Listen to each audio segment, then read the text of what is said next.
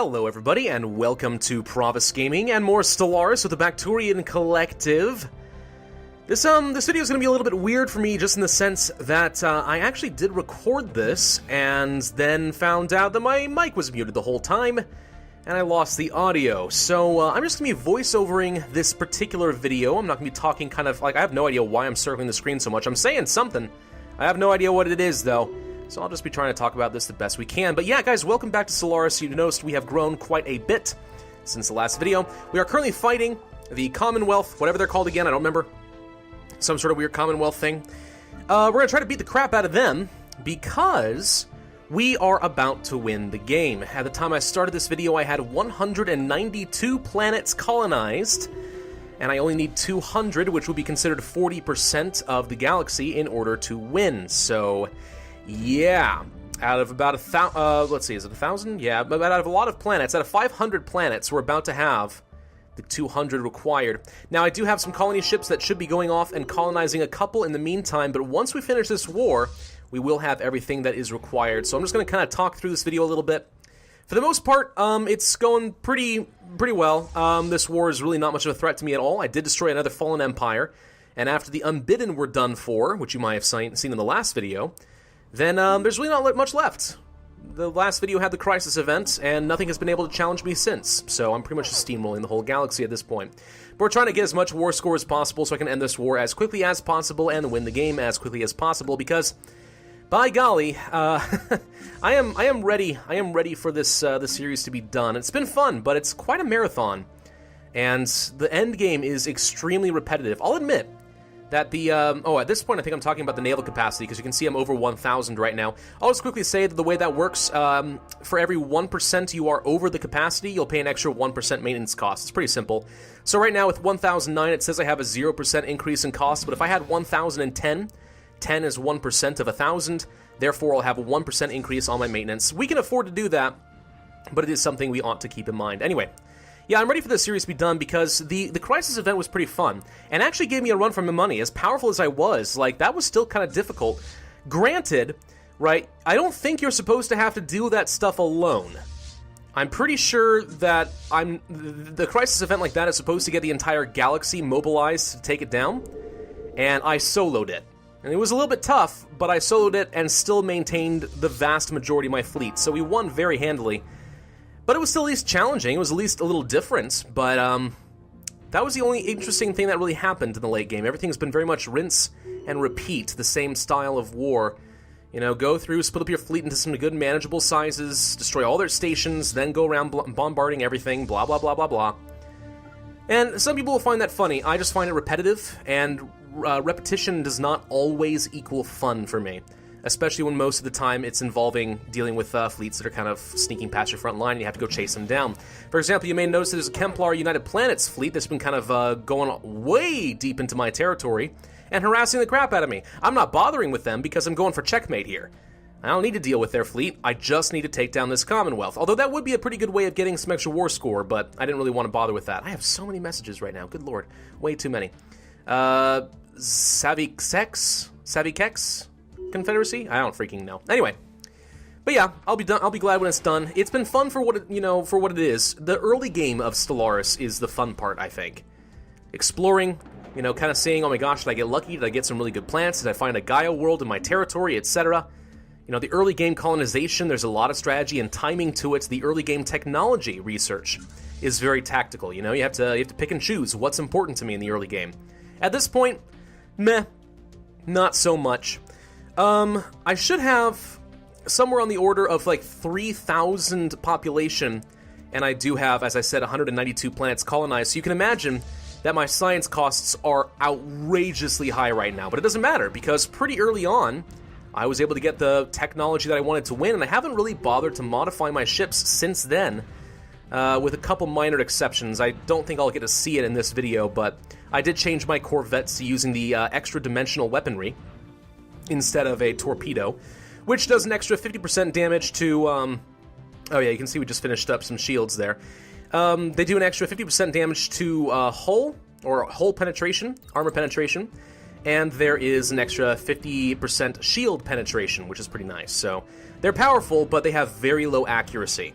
which is the main reason I only put them on my Corvettes to kind of quickly shred through some things, but I'm not relying upon them. If I'm going to have long-range, slow-firing weapons, then I want to have a lot of accuracy, and that's where the Tachyon Lances come in. And it's worked out pretty damn well for me thus far. So, okay. Alright, at this point, we're just kind of bombarding a few more things down. I am using Gene Warriors here. You may notice they are pretty powerful.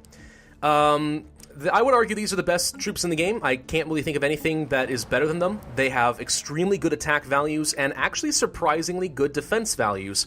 In past wars, I have found that I can just land those troops and leave them, and the AI will try to bum rush them and then just lose outright because these are incredibly powerful troops. So, I like them a lot. And by the way, I don't know if I'll get a chance to show this, but did you know that army units have attachments to them? Yeah, they totally do. If you go to your planetary screen and you click on the army. Oh yeah, by the way, you can see here that my borders are just kind of peeking through wherever there's not occupied space. Like my border range is just absurd. But anyway, yeah, if you go to your planet where you have troops, click on them, and it'll show you their detailed information. But over on the right, there'll be this little square that's not filled in. If you click on that, you can attach things like clone commandos and Xeno cavalry and stuff, which can increase the attack value by like 25%.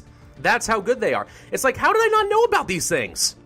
I don't know, I found that out fairly recently. I don't know if I've seen a comment about it, but it's pretty strong, and I should have been using it this whole time, and now that I am, I find that my genetically modified armies are ridiculously powerful, very good at offense, very good at defense. I don't know what my mouse is doing right now. I'm talking about somebody. I think I'm talking about how passive the AI is. And yeah, we'll go ahead and talk about that for a second. Except for right now, because the Templar fleet is really going deep, which is amazing, but I'm not too worried about them. Yeah, the one problem I have with Stellaris right now, one of the big problems, is that the AI is extremely passive. I think in this entire campaign, I have had the AI declare war on me once? Maybe a second time, but I can't remember. I'm pretty sure only once, all in all, and that was because I was engaged in another large war, and the Federation that had been off to my west, the western side of the galaxy, which is comprised of 3 different nations, said, oh look, this is our opportunity to take down the evil Bakturian collective, because everyone hates me. So they attacked me, and I just pulled off my current war and beat the crap out of them, and then returned to my original war. And the guys I had been attacking the first time did nothing about it. Nothing. Didn't even care. They didn't react. They just spent their time trying to rebuild and did not press their advantage while they had an opportunity. So I was able to just go through, crush the Federation, and that was it, and no AI has attacked me since. They rarely even enter my space. I'm actually kind of surprised that the Templar United Planets is doing that. They must have a slightly large enough fleet that they're not afraid of my fortresses, but, you know, it's a little annoying, but whatever. It is as it is. My point is, though, that is probably one of the greatest weaknesses of Stellaris right now. It's just the fact the AI is dumb. You know, they have kind of dumb strategies as far as how they get together. They'll send, like, little tiny 4 Corvette fleets all over the dang place, and it's annoying to chase them down, and they can't even do any real damage. They will send transport ships directly into your waiting beloved arms, so you can relentlessly murder them, and they don't seem to care. They don't seem to care about that at all. And then when they have an opportunity, they're extremely passive and wait for you to come to them, which I find very annoying. Best thing to do, get your entire fleet together, which in my case has about 200,000 power right now, over that actually. Go to one planet, bombard it down, invade it, and they'll respond with everything they've got, because the AI is like, oh look, they conquered a planet, surely their fleet is leaving, and I can go and take it back while their armies are split up. Nope. Just sit there, waiting on the edge of the solar system, wait for them, ambush them, they're dead. And instant win. That's how freaking easy it is right now. Right now, I believe at this point, I couldn't get enough war score off the Commonwealth, so I'm about to go and blockade a few Templar planets. That's all I need to do at this point, is just a few more blockades, because we're sitting at 91% war score right now. And then once I take these planets, that'll be it. I'm pretty sure that my colony ships have all landed already, so I should have, like, what, 196 planets colonized now. I'm about to take another 6. And that will be it, and you'll get an opportunity to see some of the final stats. Don't be surprised to find that my research actually looks abysmal. And that's because for the first half of this game, I built very tall. Right, I focused a ton on science, got a huge technological advantage, and then just started exploding onto the map, and by the time that the rest of the AIs caught up to me, I was so large with such a huge navy that no one could really stand up to me. But the fact is, because I'm so large, I haven't been able to keep up that research level. You can see right now I'm making almost like 3,000 engineering per month right now, which you would think is amazing, but because I have 3,000 population and nearly 200 planets, yeah, I'm going to have really bad research scores compared to everyone else because they've stayed small. But it doesn't matter, right? Because I've researched everything that matters. It does seem to me, and I could be wrong on this, but it does seem that once you research all the technology you want, there are some recurring technologies so that you'll always have something to research. So, for example, I think that I'm up to the like level 13 of my whole hit point are upgrades. I don't remember what the technology is called, but something along those lines. I have an obscene amount of hull point research done. 13 levels is, a ton, but it just seems like those sort of technologies could go on infinitely. I don't know if that's actually true. Maybe there is a limit, like 15, but they just assume you're never going to get that high because, a game cannot possibly last that long, right? Well, maybe not. I don't know. Yeah, here comes a little tiny fleet. They're just going to bum rush my 50,000 power in the system. Here comes another Corvette over there, by the way. They're on their way. They're going to try to stop me from blockading the planet. They're going to sacrifice themselves. It'll only take like 1 or 2 shots, but it's just enough to annoy me before I can blockade the planet and end the war. Come on, just die. Pew pew, dead. That's it. Very easy. By the way, Stellaris does seem to run very slowly in the late game. I was getting somewhere on the order of like... Oh yeah, there we go. See, 196 planets. I was getting somewhere on the order of like 12 frames per second for most of the end of the game, even when I'm not recording, which is pretty abysmal, really. All right, we have 100% war score. Let's go ahead and go to negotiate. We are going to cede all of these planets, all 6 of them, except they have to accept this. The best possible outcome, and that should end it. And bam. Okay, domination victory. Bakturian Collective has won the game by colonizing 40% of all habitable planets, which, by the way, seems kind of dumb to me, because if you look at the galaxy here, the only way you could win is a conquest victory when you destroy literally every other nation in the game. By the time that you can destroy all those, surely you will have 40% of the habitable planets, right? Because they're all colonizing too, and as you conquer them, you're going to be getting more planets. I don't know how on earth you would get a conquest victory instead of a domination victory. That seems significantly faster, but for some reason that's just how it is. Alright, let's go ahead and take a look at some stuff. I wanted to kind of look at my research here, and you can see the allied territories have better research than I do. In fact, if I go here, I'm not even on the top list. I'm way down here. 257,000. And that's deceptive because I built tall and had ridiculously good tech for most of the game, but because I was so large and couldn't continue to research, they all ended up getting much better research scores than I did. Whereas my military, though, I got like 1596 scores opposed to 535. Like the United Chim Mandate was the closest one that could bother with me. I also have 3,097 population.